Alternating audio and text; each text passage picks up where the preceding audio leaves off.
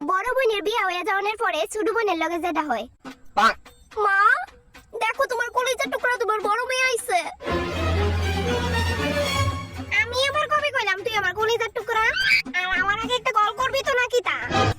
আমি তোমারে সারপ্রাইজ দিতে আসছিলাম তাই কল করছিলাম। আচ্ছা জামাই কই? হ্যাঁ আইছে না, হ্যাঁ বলে অফিসে জরুরি কাজ আছে। তাহলে তোর শাশুড়ি নিয়ে এলি না কেরে? কেরে আমি যাইছি তোমার খুশি লাগতেছে না নাকি তা? তোর পাগলি একটা মা কি কোনোদিন খুশি না হইয়া পারে? আচ্ছা মা ছুটকি কই? তাই স্নানে গেছে। বাবা এত তাড়াতাড়ি স্নান?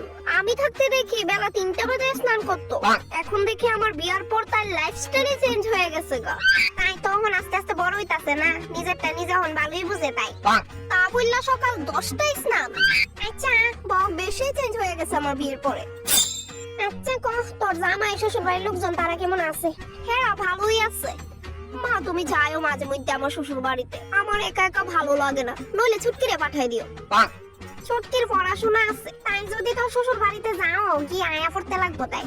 হ্যাঁ মা কোনো অসুবিধা নাই, ধরো না তাই যেদিন যাইবো আমার শ্বশুর বাড়িতে তুমি আমার আগের দিন একটা কল কইরা রাখা দিও, নইলে ওই দিন আমি ওই বাড়ির কোনো কাজ করতাম না, তাই গিয়ে আমারে হেল্প কইরা দিব, লাইক বাসন ধোয়া কাপড় কাচা। That's it. ও নো তোর শ্বশুর বাড়ি কি তা আমি বিয়ে হয়ে গেছি যে তোর বাড়ির কাজটা আমি করতাম?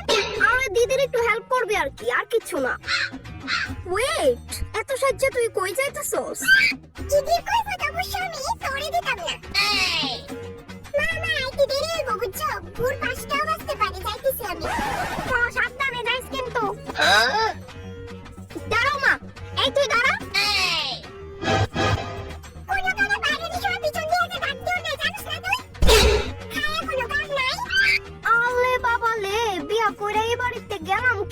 তার দিকে পাখনা হয়ে গজায় গেছে গা। সুমাত আমি মানে সব ডিটেইলসে কইয়া দিছি যে আমি কই যাইতেছি, মারতে শুনলা আমার টাইম নাই কোনে। ছুটকি দাঁড়া কইছি, ছুটকি মাথায় কই যাইতেছে? হ্যাঁ কই যাইতেছে? তার বলে ইম্পর্টেন্ট মিটিং আছে। ওরে বাপ রে চাকরিও করতেছে নাকি তা তোমার মায়া পড়াশোনার লগে লগে?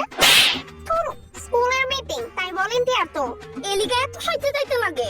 শুনো মা আমি তোমার একটা কথা কইয়া রাখি, আমি যাতে এরকম না শুনি যে তার কোনো ছেলের লগে চক্কর চলতেছে। তাই মাত্র ক্লাস 7 এ পড়ে, তাই মন করতো না। আরে মা এখনকার জেনারেশনটাই ওরকম, তাই লাভ ম্যারেজ কিন্তু তুমি একদমই অ্যাকসেপ্ট করবা না, তাই অ্যারেঞ্জ ম্যারেজ হইব, এটা আমি কইয়া রাখলাম। তুই দেখি লাভ ম্যারেজ করলি এলিগো তো কইতেছি মা, ওইখানে তারা আমার জানো কত টর্চার করে, আমি অনেক সাফার করতেছি মা। হ্যাঁ আমার লগে ঝগড়া করে, শাশুড়িও একটা দজ্জাল, এইগুলো আমার লাভ ম্যারেজ করার ফল মা। কি আসলে তারা সত্যি এরকম করে? তোলে কি মনে হয় তোমার আমি মিথ্যে কথা কইতেছি? দাঁড়াও, হ্যাঁ ফোন করছে মা, 1 মিনিট। হ্যালো হ্যাঁ শুনতেছি।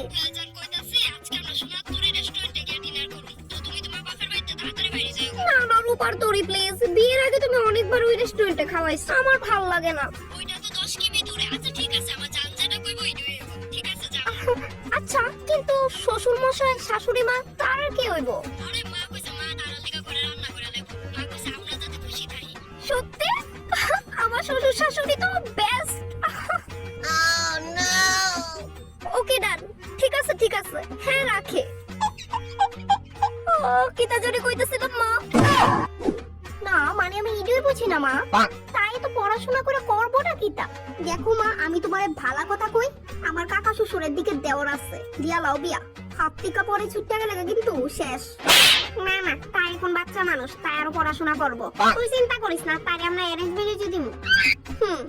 কারণ আমি চাই না লাভ ম্যারেজ করে ছুটকিও ভুগো, অনেক আদর করি বনুরে আমি।